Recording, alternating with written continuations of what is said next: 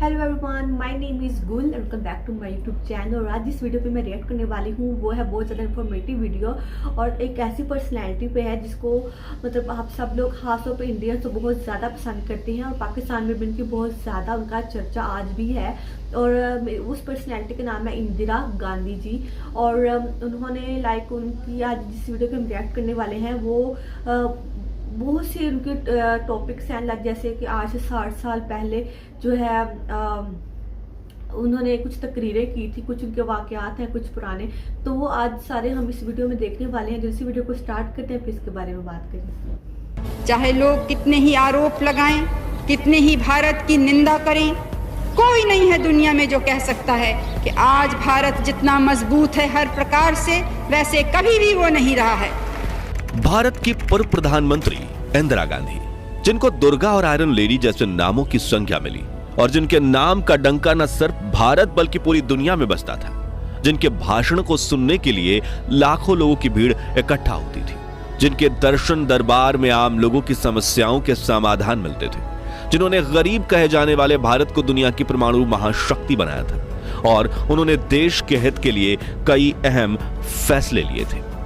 आपको बता दूं मित्रों, शायद भारत के इंदिरा गांधी और नरेंद्र मोदी ऐसे दो ही प्रधानमंत्री हैं जिनका नाम लगभग सभी देशवासी जानते हैं। लेकिन यहां सोचने वाली बात यह है कि इंदिरा गांधी के समय तो इतना सोशल मीडिया भी नहीं था, फिर भी हर तरफ उनके नाम का डंका बजता था और आज भी उन्हें याद किया जाता है। शायद आज भी इंदिरा गांधी से जुड़ी कुछ ऐसी अनसुनी बातें हैं जिनके बारे में 90% लोग नहीं जानते, जैसे कि कैसे उन्होंने अमेरिका के राष्ट्रपति के साथ डांस करने से इनकार कर दिया था, क्यों अटल बिहारी वाजपेयी ने उन्हें दुर्गा और पूरी दुनिया उन्हें आयरन लेडी के नाम से संबोधित करती थी।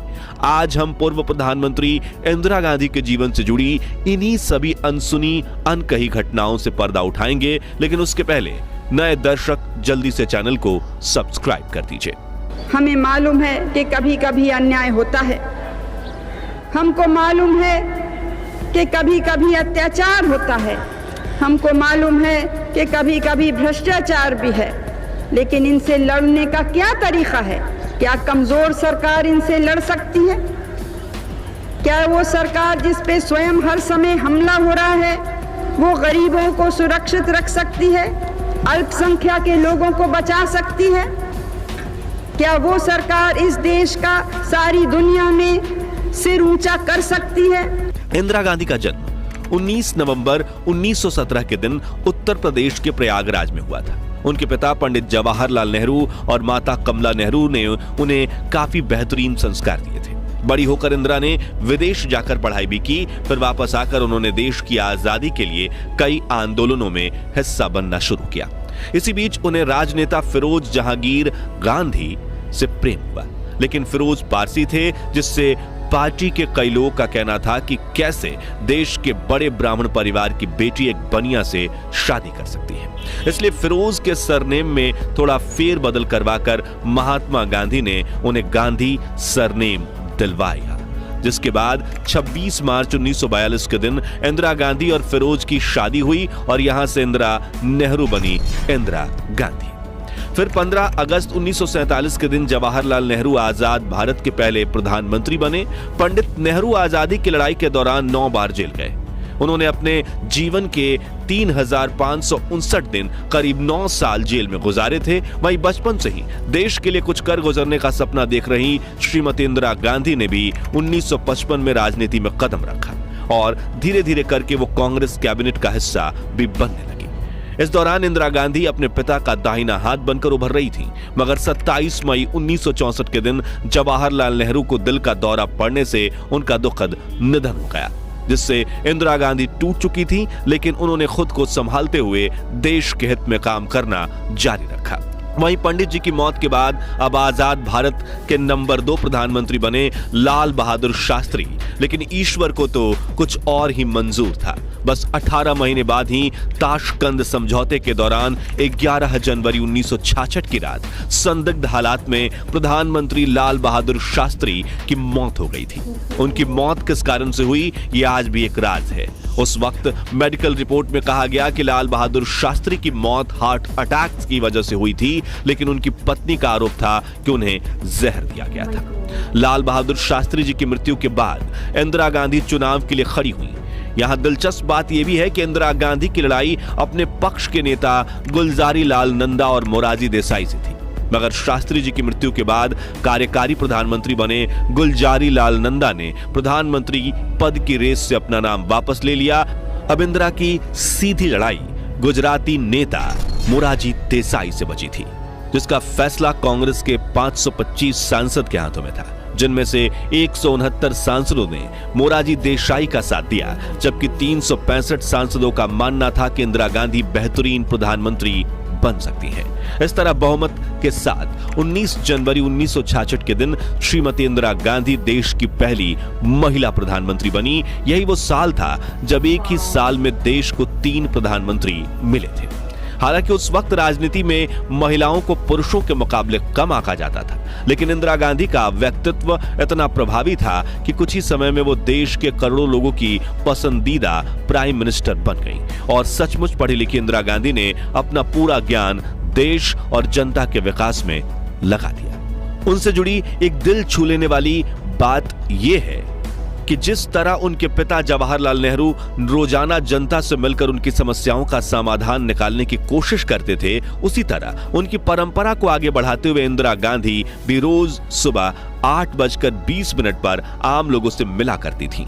इसे उनका दर्शन दरबार कहा जाता था। उस दौरान हफ्ते में कम से कम 3 बार उनका दरबार चर्चित किताब द मैरीगोल्ड स्टोरी की लेखिका और वरिष्ठ पत्रकार कुमकुम चड्ढा भी वहां मौजूद रहती थी। कुमकुम बताती हैं, इंदिरा इस समय का इस्तेमाल भारत के आम लोगों से मिलने के लिए किया करती थी। कभी कभी जब भीड़ अनियंत्रित हो जाती थी तो उन लोगों को प्राथमिकता दी जाती थी जो दिल्ली के बाहर से आते थे। इस दरबार में 2 तरह के लोग आते थे। एक तो वो जो सिर्फ इंदिरा गांधी को देखना भर चाहते थे, दूसरे वो जिन्हें छोटे मोटे काम करवाने होते थे, जैसे सरकारी अस्पताल में किसी का इलाज करवाना। इन सब में बहुत से लोग श्रीमती इंदिरा गांधी के पैर छूने की कोशिश भी करते थे, मगर उन्हें अपने पैर छुआना बिल्कुल भी पसंद नहीं था।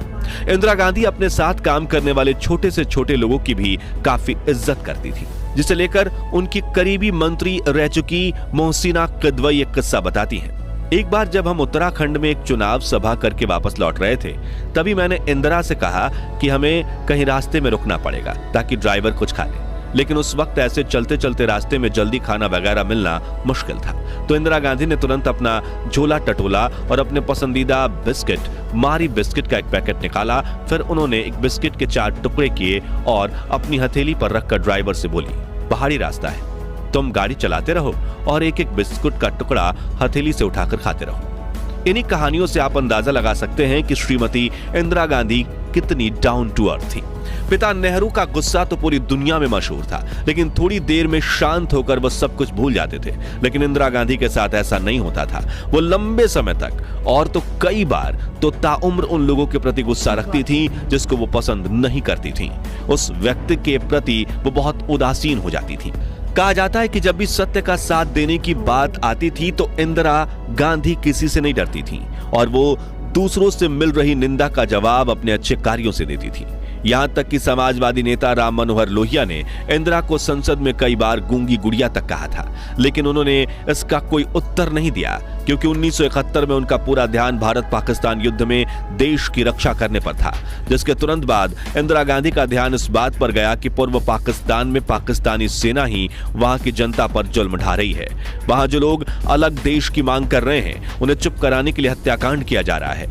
तभी उन्होंने बड़ा फैसला लेते हुए पाकिस्तानी सेना की तुलना हिटलर की आर्मी से की और दुनिया के सामने ईस्ट पाकिस्तान को आजादी दिलवाने की बात रखी। सभी वेस्टर्न कंट्रीज उनके इस फैसले के खिलाफ थीं, लेकिन पड़ोसी देश के लोगों को तड़पता हुआ देखकर इंदिरा गांधी से रहा नहीं गया और उन्होंने इंडियन आर्मी को पाकिस्तान में घुसकर बांग्लादेश की आजादी के लिए लड़ रहे मुक्ति वाहिनी का साथ देने का आदेश दिया। जिसके बाद 5 दिसंबर को भारतीय सेना पूर्वी पाकिस्तान में दुश्मनों पर टूट पड़ी और महज 11 दिनों में यानी 16 दिसंबर 1971 के दिन पाकिस्तान के 93,000 सैनिकों को सरेंडर करने पर मजबूर किया, जिसमें बंगाल की खाड़ी से किनारे बसा यह देश पाकिस्तान से अलग होकर बांग्लादेश नाम से एक आजाद राष्ट्र के रूप में उभर कर सामने आया। इस वक्त श्रीमती इंदिरा गांधी का नाम देश विदेश में हर जगह गूंज रहा था। कई लोगों ने उन्हें आयरन लेडी के नाम से पुकारना शुरू किया। खुद अटल बिहारी वाजपेयी जी ने भी उन्हें दुर्गा कहकर संबोधित किया, जिससे उनको गूंगी गुड़िया कहने वाली की जुबान पर ताला लग गया। भारत कोई 5 साल, 10 साल, 100 साल जीने का देश नहीं है। हजारों साल जीवित रहा है और हजारों साल और इसको जीवित रहना है। खैर, 70 के दशक में अमेरिका, चीन, जापान और कई वेस्टर्न कंट्रीज अपने पास परमाणु हथियार होने की धाक जमाती थीं और कई बार इन्हीं हथियारों के बल पर भारत की बात दबाने की कोशिश भी की गई थी। ऐसे में इंदिरा गांधी ने पर्दे के पीछे वैज्ञानिकों को न्यूक्लियर वेपन बनाने की अनुमति दे दी थी।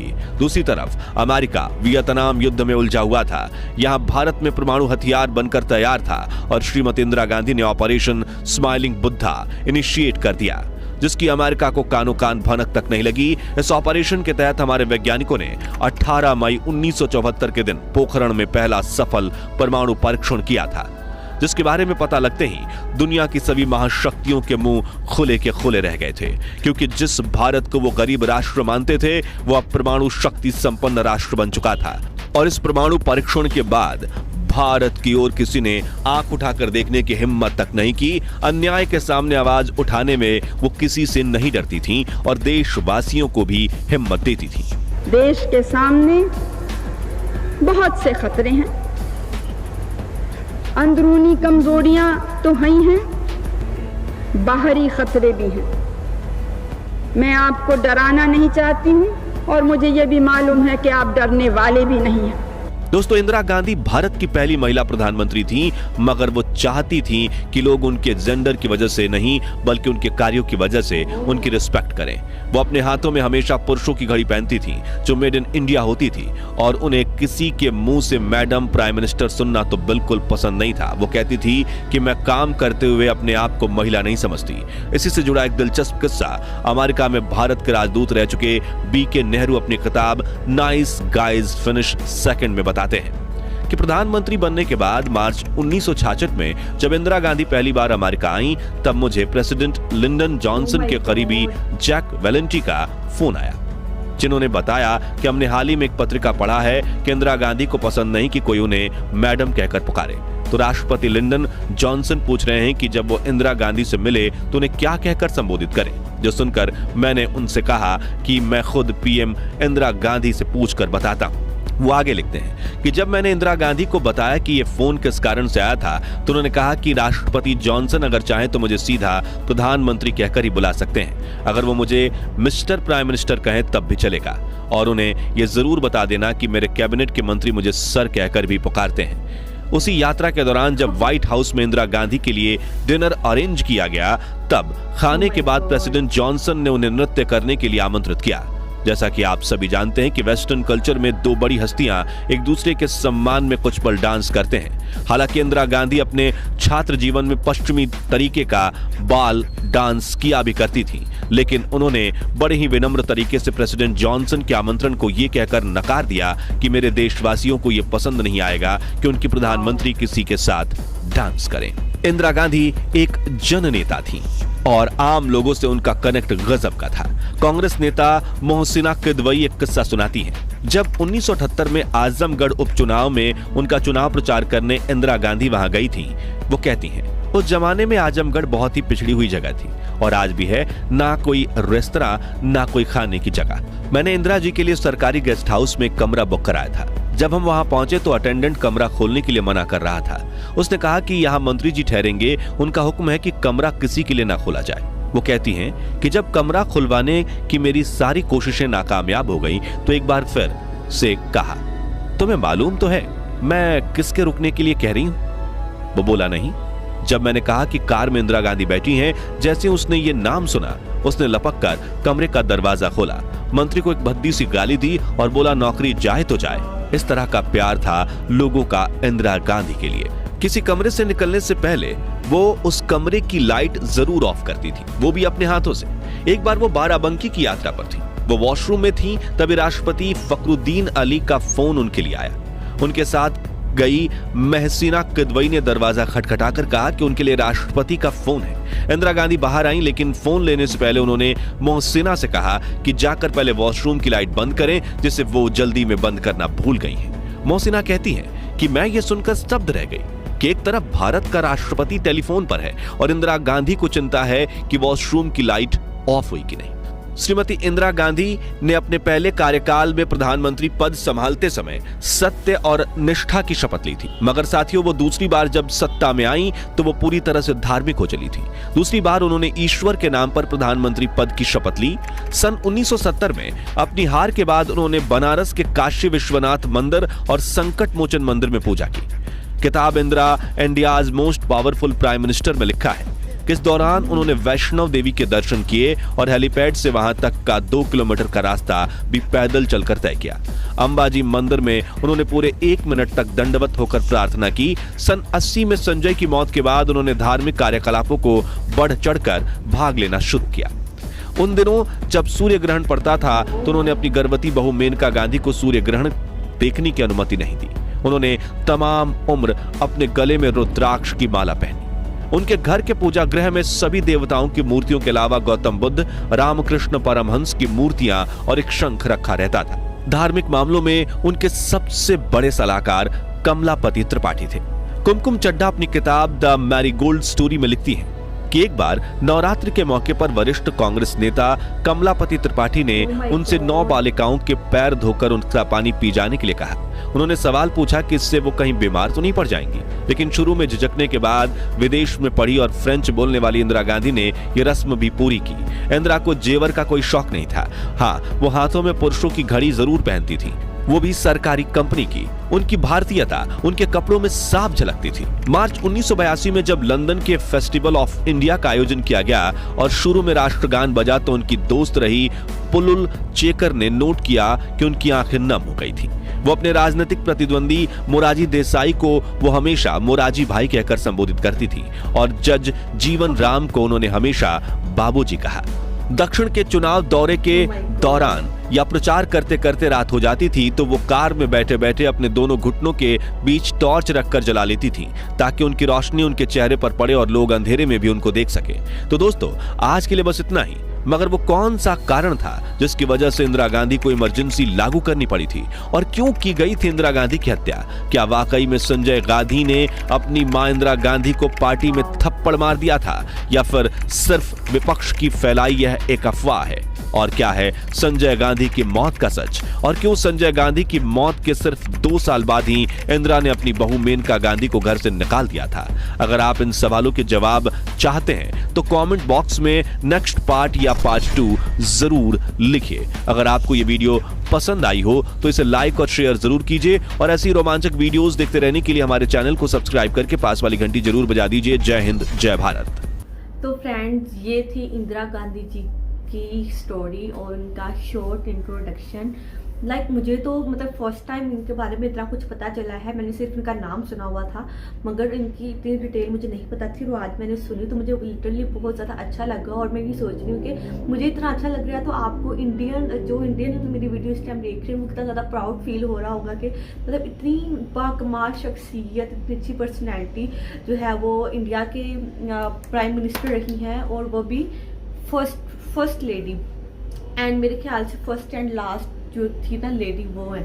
तो प्राइम मिनिस्टर मैंने आज तक सुना नहीं है कि जब से मैंने होश संभाला कि इंडिया के कोई लेडी प्राइम मिनिस्टर हो तो मुझे लगता है वो पहली और आखिरी प्राइम मिनिस्टर थी। वो इस काबिल थी कि उन्होंने अपने आप को इस कदर पॉलिश किया कि वो कह सके कि मैं प्राइम मिनिस्टर बन सकती हूँ। उन्होंने ये बोला भी कि मेरे से अच्छा प्राइम मिनिस्टर कोई भी नहीं बन सकता इंडिया का। तो ये चीज़ बहुत ज़्यादा आपको एक कॉन्फिडेंस आपका दिखाती है। आप कोई बंदा इतनी आसानी से इतनी बड़ी बात नहीं बोलता। उन्होंने जाहिर अपने आप को इतना ज़्यादा इस काबिल बनाया था तो उन्होंने ये बात बोली और इतनी सारी उन्होंने जो इस वीडियो में हमने इनकी स्टोरी सुनी है तो कोई भी स्टोरी ऐसी नहीं थी जिसके अंदर हमें ना उनकी हिम्मत, उनका हौसला, उनका डर और उनके जो है वो किस कदर वो वेल डिसिप्लिन थी वो हमें इजीली पता चलता है। तो मुझे उनकी सब चीज़ें बहुत ज़्यादा अच्छी लगी और उनकी जो पर्सनैलिटी खास तौर पर वो मुझे बहुत ज़्यादा अच्छी लगी।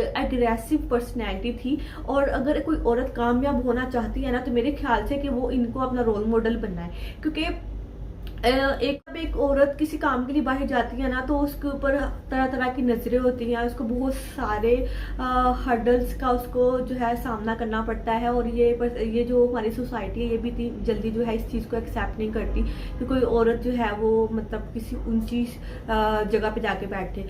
तो उन्होंने अपने आप को बहुत ज़्यादा बाहिम्मत बावकार बनाया और आज पूरी दुनिया उनको सब लोग आयरन लेडी बोलते हैं क्योंकि वो बहुत ज़्यादा मजबूत औरत थी और मतलब वो इस कदर अग्रेसिव थी कि उनको ये भी पसंद नहीं था कि उनको काम के दौरान कोई बंदा औरत समझे और औरत कह के पुकारे। इवन वो कहती थी कि मुझे आप सर बोला करो, आप लोग मुझे प्राइम मिनिस्टर बोले।